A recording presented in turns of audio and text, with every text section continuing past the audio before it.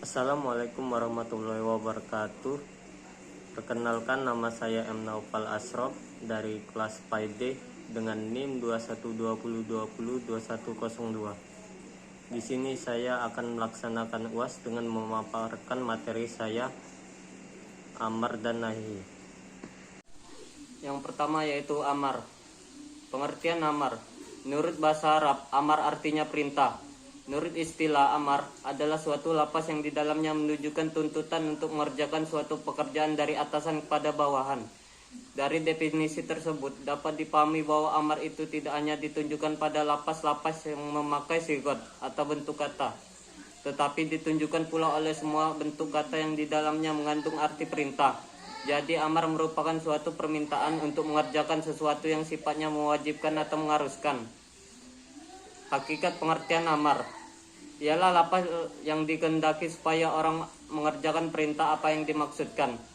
Menurut Ali Asbuglo menyatakan bahwa amar berarti suatu tuntutan perbuatan dari pihak yang lebih tinggi kedudukannya kepada pihak yang lebih rendah kedudukannya. Dalam hal ini tidak diharuskan bahwa orang yang menyuruh lebih tinggi derajatnya dari orang yang disuruh, walaupun perintah tersebut tidak akan ditaati oleh orang yang disuruh itu, karena derajatnya lebih tinggi daripada yang menyuruh. Sebagian ulama mensyaratkan bahwa orang yang menyuruh harus lebih tinggi derajatnya daripada orang yang disuruh, yakni dalam hal ini Allah kepada hambanya. B. Kaidah-kaidah amar dalam Al-Quran. Kaidah-kaidah amar dalam Al-Quran adalah ketentuan-ketentuan yang dipakai oleh para ulama dalam menentukan suatu hukum, yaitu yang terdapat dalam Al-Quran. Para ulama merumuskan kaidah-kaidah amar tersebut dalam beberapa kaidah, yaitu yang pertama yaitu kaidah pertama. Kaidah pertama menyatakan bahwa pada dasarnya amar itu menunjukkan kepada wajib dan tidak menunjukkan selain wajib kecuali dengan qarina-qarina tertentu. Salah satu contoh lafaz amar yang menunjukkan kepada selain wajib karena qarina-qarina tertentu. Yang pertama yaitu nadbi atau anjuran, seperti fakatibuhum in alimtum fihim khairah, yang artinya hendaklah kamu buat perjanjian dengan mereka jika kamu mengetahui ada kebaikan pada mereka. Quran Surah An-Nur ayat 33. Yang kedua yaitu kaidah kedua. Amar atau perintah terhadap sesuatu berarti larangan akan kebalikannya. Amar merupakan suatu lafaz yang mempunyai makna perintah. Oleh karena itu, perintah berhubungan untuk tuntutan atau harus dikerjakan, sedangkan larangan adalah untuk ditinggalkannya. Perintah adalah kebalikan dari larangan. Sebagai contoh, wa'budullaha, sembahlah Allah.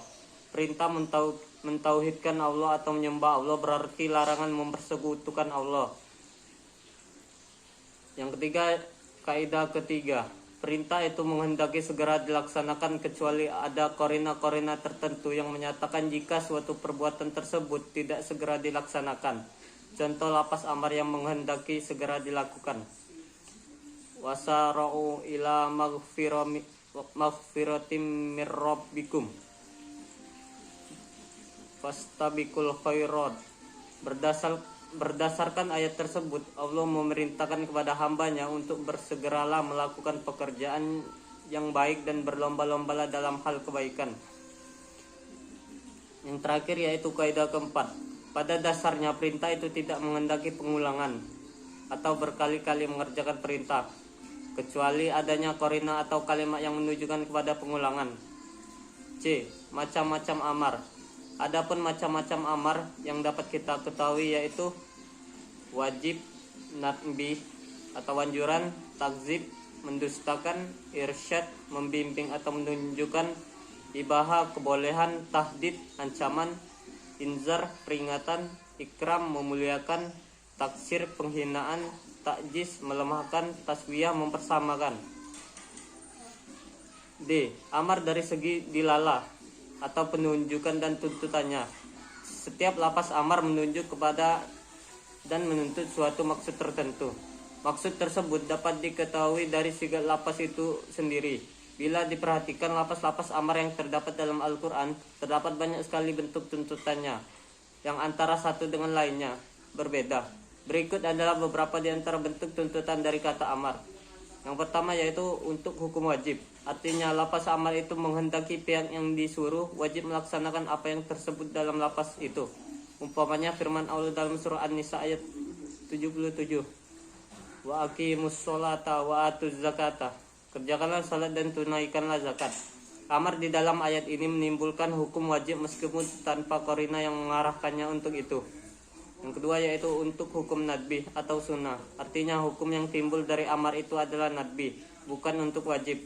Umpamanya firman Allah dalam surat An-Nur ayat 33. Fakatibuhum in alimtum fihim khairah. Maka buatlah perjanjian dengan mereka jika kamu mengetahui ada kebaikan pada mereka. Lapas ketabah, yaitu kemerdekaan dengan pembayaran cicilan yang disuruh dalam ayat tersebut, menimbulkan hukum nadbi, sehingga bagi yang menganggap tidak perlu, maka tidak ada ancamannya apa-apa. Syarat yang harus ada pada kata amar atau perintah. Adapun syarat-syarat yang harus ada pada kata amar yaitu sebagai berikut. A. Harus berupa ucapan perintah seperti kata uf'ul, kerjakanlah. B. Harus berbentuk kata permintaan. C. Tidak ada tanda-tanda korina yang menunjukkan permintaan itu berstatus tidak mewajibkan atau mengharuskan. D. Datangnya permintaan itu harus dari atasan, sebab jika dari bawahan namanya doa. Yaitu nahi. Pengertian nahi. Nahi menurut bahasa artinya mencegah, melarang. Sedangkan menurut istilah adalah lapas yang meminta untuk meninggalkan sesuatu perbuatan kepada orang lain dengan menggunakan ucapan yang sifatnya mengharuskan. Atau lapas yang menyuruh kita untuk meninggalkan suatu pekerjaan yang diperintahkan oleh orang yang lebih tinggi dari kita. Akal juga disebut nuhya, karena dia dapat mencegah orang yang berakal itu tidak berbuat salah. Jadi nahi adalah suatu larangan yang harus ditaati yang datangnya dari atasan kepada bawahan, yakni dari Allah Subhanahu wa taala kepada hambanya. Bentuk-bentuk nahi. Kalimat larangan yang tidak memiliki korina menunjukkan hakikat larangan yang mutlak, seperti firman Allah, Ya ayyuhalladzina amanu la taqrabus sholata wa antum sukara hatta ta'lamu ma taqulun. Hai orang-orang yang beriman, jangan kamu kerjakan sholat dalam keadaan mabuk. Quran surah An-Nisa ayat 43. Ungkapan yang menunjukkan kepada nahi atau larangan itu ada beberapa bentuk, di antaranya yang pertama yaitu fi'il mudhari yang disertai dengan la nahi, seperti wa iza qila lahum la tufsidu fil ardi qalu innama nahnu muslihun. Janganlah kamu membuat kerusakan di muka bumi. Quran surah Al-Baqarah ayat 11. Yang kedua yaitu lapas-lapas yang memberi pengertian haram atau perintah meninggalkan sesuatu perbuatan, seperti wa ahalullahal bai'a wa harmar roba, dan Allah menghalalkan jual beli dan mengharamkan riba. Quran surah Al-Baqarah ayat 275. C. Hakikat nahi, hakikat larangan. Memang dalam Al-Quran terdapat beberapa kemungkinan maksud dari larangan. Untuk apa sebenarnya hakikat nahi itu dalam pengertian lugawi? Hal ini menjadi perbincangan di kalangan ulama. Pembicaraan dan pendapat yang berkembang dan dalam membicarakan hakikat amar. Yang pertama yaitu jumhur ulama yang berpendapat bahwa amar itu menurut hakikat asalnya adalah untuk wujub. Berpendapat bahwa hakikat asal nahi itu adalah haram dan ia baru bisa menjadi bukan haram bila ada dalil yang menunjukkannya. Dalam hal ini jumhur ulama mengemukakan sebuah kaidah yang populer. Yang kedua yaitu ulama Mu'tazilah yang berpendapat bahwa hakikat amar adalah untuk nadbi atau sunnah. Berpendapat bahwa nahi itu menimbulkan hukum karaha, makruh. Berlakunya untuk haram tidak diambil dari larangan itu sendiri, tapi karena ada dalil yang lain yang memberi petunjuk. Yang ketiga yaitu ulama yang berpendapat bahwa lapas amar itu pengertiannya mustarak. Berpendapat bahwa nahi itu adalah mustarak, pengertian ganda antara beberapa maksud tersebut di atas. D. Tuntutan lapas nahi untuk selamanya. Perbedaan pendapat ulama dalam hal apakah amar mutlak menuntut melakukan perbuatan secara terus-menerus berlaku pula dalam hal apakah nahi itu berlaku untuk sepanjang masa atau tidak. Ulama yang berpendapat bahwa amar tidak menunjukkan perintah mengerjakan untuk selamanya, berpendapat bahwa larangan juga tidak menunjukkan berlakunya larangan itu untuk sepanjang masa. Tuntutan berlakunya untuk sepanjang masa tidak muncul dari lapas itu sendiri, tetapi dari dalil lain yang menyertainya. Ulama yang berpendapat bahwa amar menuntut perintah mengerjakan untuk selamanya, berpendapat bahwa nahi juga menuntut larangan sepanjang masa, namun dapat menerima pembatasan waktu jika ada dalilnya. Kaidah-kaidah nahi.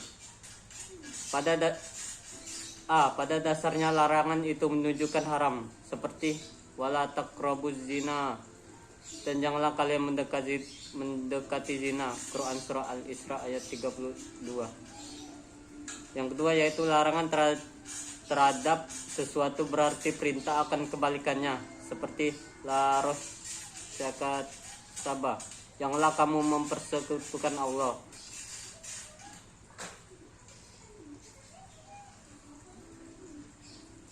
Syarat-syarat nahi. Adapun syarat-syarat nahi yaitu sebagai berikut. Menunjukkan haram.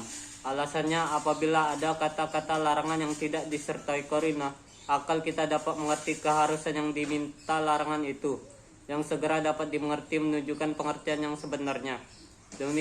Demikian pula pemahaman lama salaf. Qarinah ialah kata yang menyerupai larangan, yang menyebabkan larangan itu tidak menyebabkan haram. Yang kedua yaitu menunjukkan makruh.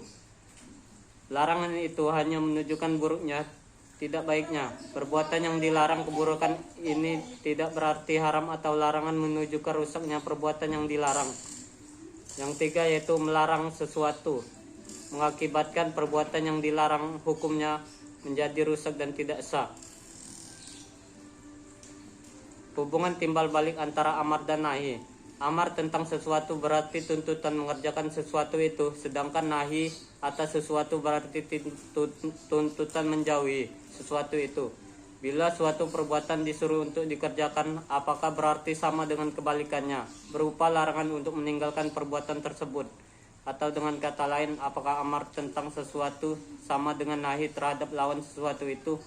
Dalam contoh larangan untuk bergerak, apakah berarti disuruh untuk diam?